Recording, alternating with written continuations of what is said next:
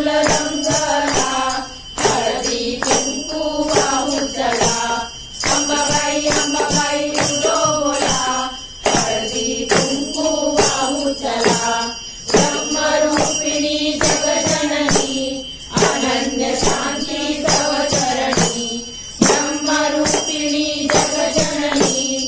अनन्य शांती तव चरणी अखंड सौभाग्य देई मला